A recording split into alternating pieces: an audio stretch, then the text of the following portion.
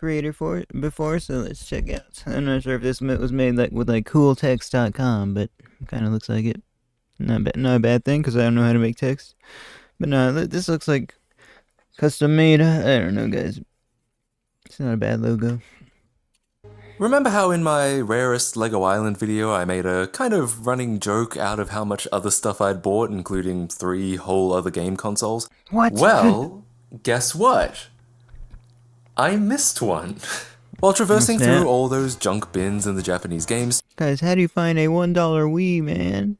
Wait, look at all those games, man. Look, wait, those games are the same games from the USA. Stores, I ended up finding yet another thing that very much piqued my interest. It was a Nintendo Wii labeled junk that cost only 100 yen. How much is that? Well, factoring in another 10 yen for tax, 110 yen is effectively $1 US. Yeah, a whole... Oh my gosh, would you pay $1 for a Wii? Because I would pay $1 for a Wii.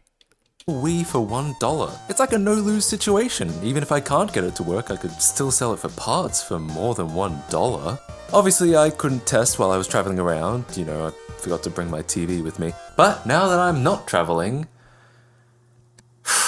let's see just how junk a junk Wii is. Interestingly, it was beautifully wrapped and packaged. Not so much now since I opened it. I've seen you know, stuff in video games stores in Japan. They always be having it like that, like well packaged like that. Before to look at it, but for something at the bottom of a junk bin, it was just as carefully prepared as any of the displayed stock. Those Japanese sure are diligent. It's definitely used, there are some scuffs and scratches, but nothing super major in my opinion. In fact, I'd guess probably a good... Must have been refurbished. Never mind. I was about to say by GK Oldies, but hey, it still looks good if it was refurbished by GK Oldies. Majority of Wiis look like this nowadays. But more importantly, does it work? For $1 it probably shouldn't. Plugging it all in and, well, we're definitely getting power. Let's turn it on. Oh, holy shit. So it actually powers up. Right off the bat, that's a lot more than I expected. Oh my gosh, it's actually working. Alright, nice. It actually looks pretty good, or better than I expected at least. The picture is a little soft and maybe a little dark, but no more than I'd necessarily expect for a composite image, and certainly not enough to consider it junk. I thought it'd be a good idea. Hold on, let me resize this just a bit.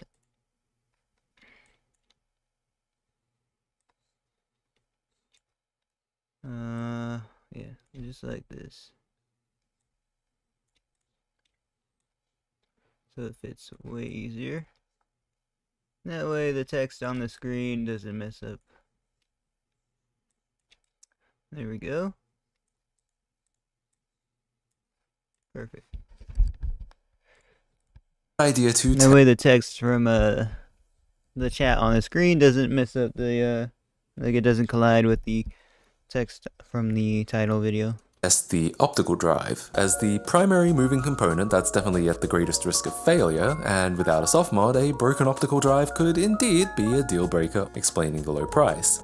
Unfortunately, I quickly realized I couldn't really test that at the moment. One of the few things I didn't buy in Japan was any actual Japanese Wii games. All I have are PAL region games from Australia, and yo, what's up with the Prime? What's up with the Prime? They obviously don't load due to region locking. I decided it was time to install a soft mod. Theoretically, that should allow it to read discs of any region, and if the drive turns out to be broken, will allow booting games from USB and SD cards, so it's not just a paper. So it doesn't even work. It doesn't even, what is that, bro? That's a mod, bro. That's a cool mod. I actually like that. Wait. Now, as you can see, this Wii has been used, and I... Because you always say, you always point out that I'm trans. Wanted a fresh start, so I reset it to factory defaults. But not before making a backup, because you never know if there was something rare on there. It hurts, man, it hurts. Next I reset it and soft modded with Letterbomb. I installed Preloader and enabled the region-free patch and tried to boot a PAL game. Unfortunately, all of that didn't make any difference. The disk spun for a while, but then refused to boot. As a matter of fact, none of my PAL discs worked, so assuming the region-free Guys, is PAL USA? I do not understand. What they should call it just USA if it's PAL, bro. I don't know. It might be more than just the USA. That's probably why. patch is working, I guess the optical drive is dead. I experimented with a burned Japanese game, which was the closest I was going to get without paying for exorbitant shipping prices. Unfortunately, that still has no guarantee of working, since Wii's at a certain point introduced a restricted DVD drive called the D32, which won't accept burned DVDs of any kind. And indeed, that disc didn't load either. I was really starting to lean towards the drive being broken. It just seemed most likely since the system was so cheap. Little did I know, The drive's broken. Oh my gosh. I would soon get my answer. At this point in time, I was really into playing Mario Kart Wii on WiiMfi, which is the community's resurrection of the Wii's long-terminated online services. That's cool that we still have Mario Kart Wii online, man. I never really got into Mario Kart Wii though. Back then, I was playing on the Dolphin emulator just for the convenience of playing it on a PC. But I was also interested in a popular mod of Mario Kart Wii called CTGPR. CTGPR specifically prevents you from playing on emulator primarily to deter cheating, so since I had this Wii set up, I thought, why not? Let's try it out on there. CTGPR also requires a real Mario Kart disc to be in the drive, and since it seemed like the drive didn't work, I had a feeling this wouldn't either. But it turns out I was wrong. Much to my surprise, it started to read the disc, loaded the game, and soon I was playing some custom community maps. Wow, so the drive does work. Pretty cool. I want to try out those maps, but then again, I'm not the hugest fan of Mario Kart at the moment. I like Super Smash Bros., but Super Smash Bros. Be making me rage. And the region-free patch just didn't? I mean, it wasn't what I expected, but I'll take it. Well, now I know there's nothing wrong with the drive, so I turned my attention to the only other issue I could see. The video was a little dark. What the? To be honest, at first glance it was so subtle that I had to put a working Wii side by side just to be sure. Yeah, it is definitely darker. Let me turn on the CC. Check it out on my trusty Trinitron. Yeah, that's dark. And you're probably thinking, come on, it wasn't that bad. And you're right. Sometimes it wasn't that bad, and sometimes it really was. Yo, Jerry, how you doing? I now officially have the YouTube and the Twitch chat on the screen, which is pretty cool. I eventually realized if it had been powered off for a while, it would be super dark when powered on, but gradually brighten up the longer it was on. Check out this sped up recording. After 10 minutes, it's definitely improved. And after a while, it even looks, dare I say it, fine. But if I was a store worker and I saw this when I powered it on, yeah, I might call it junk and basically useless. In fact, it might have been even worse. I tried with some component cables just out of curiosity and got no picture whatsoever, so this might have looked completely dead depending on what cables we used to test it. Well, the good news is I think it's fixable. In fact, I have a pretty good idea what might be wrong. Can we turn a junk Wii with a dodgy video? Man, I just regret selling my weed. I sold my weed to my grandparents one day. Output into a Wii that functions perfectly? Let's get to disassembling so we can take a look at the main board.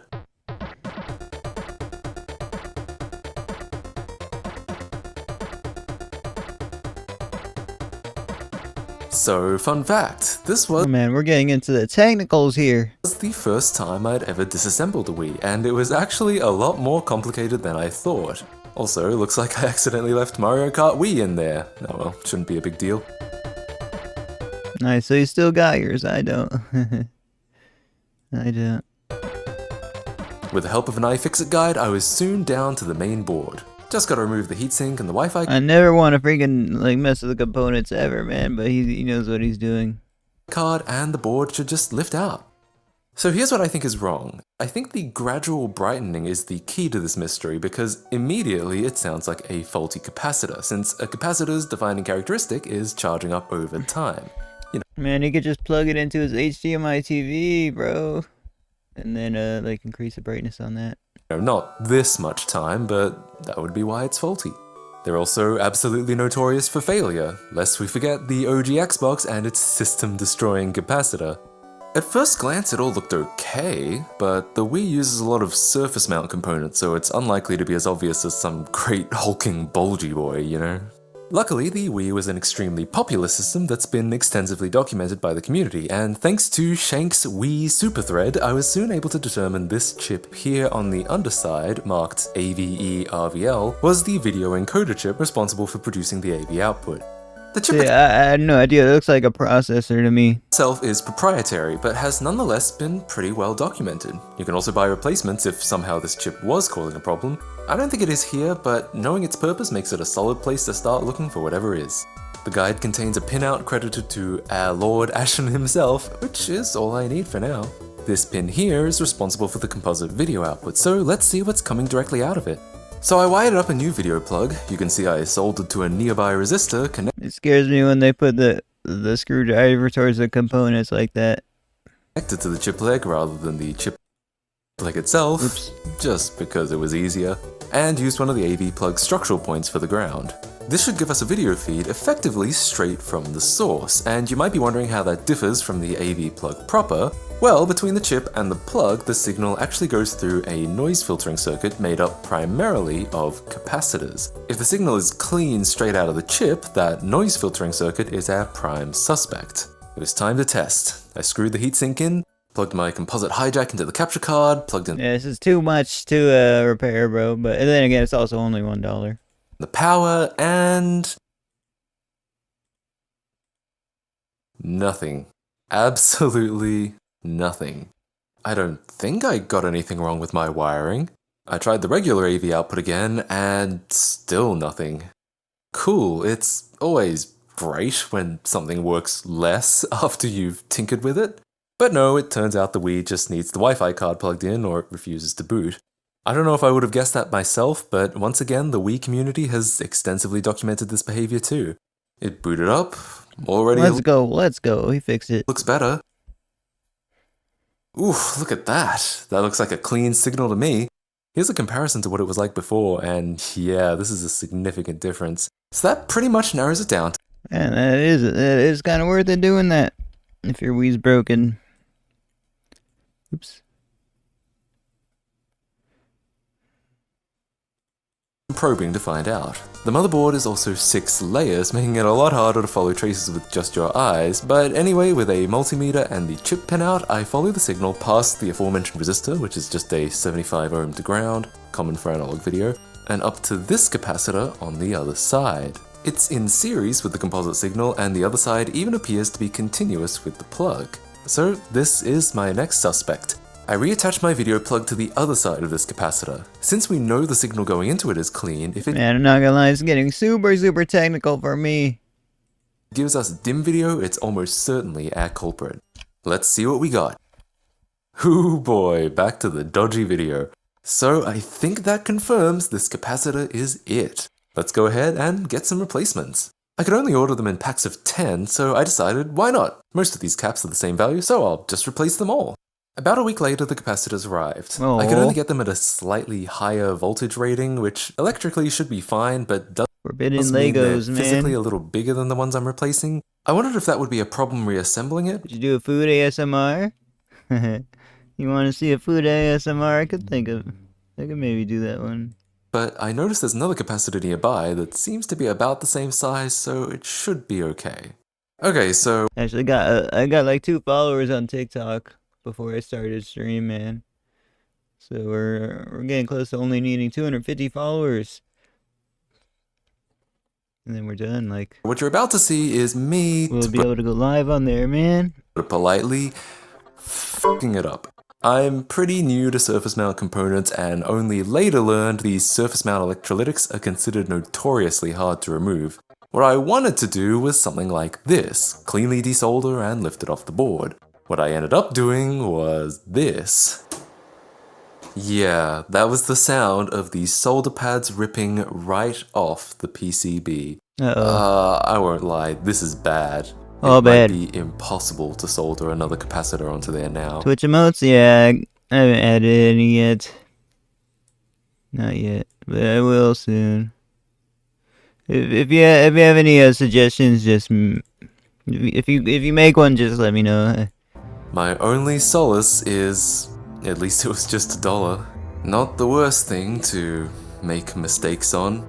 I decided to try again with a different approach on the next capacitor. As I mentioned, removing these is notoriously hard, and there's actually a lot of debate about the best approach to do it. Desoldering is what I tried, and obviously did not succeed at, but the other approach is just twisting them off. It sounds kinda crazy and is naturally a little controversial, but proponents argue it actually puts less stress on the pads than desoldering, since the forces go into snapping the capacitor's internals rather than upwards on the PCB pads. Figuring I had nothing to lose, I decided to try that, and it worked. In fact, it worked on all 3 of the remaining capacitors. After some cleanup and removing the leftover leg bits, those pads were perfectly reusable. I was able to replace those caps with no trouble at all. Now, remember I'm pretty Oh my gosh, it's becoming a success story. Let's go! new to this. I need a little more practice and probably some better equipment if I'm going to keep working with surface mount stuff, so do your own research if you're going to do something like this. All I can say is for these caps on this board, twisting ended up causing no problems at all. As for that first one though, that's going to be tough. I mean, the pads are pretty much all gone. But that's when I noticed something interesting. Something that might be very, very lucky. Check out the traces on the PCB. They're arranged in such a way that if the capacitor was mounted diagonally, it might just connect to the traces it's supposed to. We might actually be able to make this work. I scraped off the solder mask on those traces so I could solder directly to them, and lining up the capacitor, I think it actually might just work. I apologize for this bad camera angle, but I really did need to concentrate here. If I got either of the ends in the wrong place, that could have made a bad... I used to use a soldering iron making like stencils and stuff, and it was pretty fun. But you'd kind of need I was like melting plastic, so it would mess up my lungs if I didn't do it in an open area. Situation even worse. Luckily, my hunch was right. The capacitor was indeed able to attach to those traces. God, if this works, this might be the best bodge I've ever done. It's time for the moment of truth. Let's see if this actually works. Holy shit. It actually works. And the video looks great. This is a junk Wii no more. It is now 100% functional. Here is one last comparison, what it looked like before and what it looks like now. Oh my gosh, he fixed it! The difference is literally night and day. It's kind of funny to think that it was a $1 Wii. I just want to see him playing games on it, man. And if I could have bought the capacitors individually, it would have been a $1 fix as well. And despite some trouble with the repair, thanks to likely the greatest bodge of my life, it's all good and looks surprisingly decent. And yes, the component output is functional now too, which is great because that's probably what I'll actually be using. I think it's officially time to put this thing back together. Well, despite some mistakes made during this repair, I'm super happy with how it worked out in the end. And it got me thinking, knowing capacitors, I wonder if this will become a common issue for Wiis as they continue to age. At the time of this video, I could only find a handful of people mentioning an issue like this, so maybe it is just an unlucky unit. But in case someone does run into this issue on another Wii, my ultimate hope is that this video helps them fix it so that Wii can continue to function. I have a real soft spot for the Wii. It kinda does, for like a niche problem. He's got like 5 million views on it, wow. And like all electronics that bring us joy, I believe they deserve to be preserved and taken care of. Anyways, thank you so much for watching. I'll see you in the next video. Pretty cool video. Let's go, let's go. Alright, let's upload this video, guys.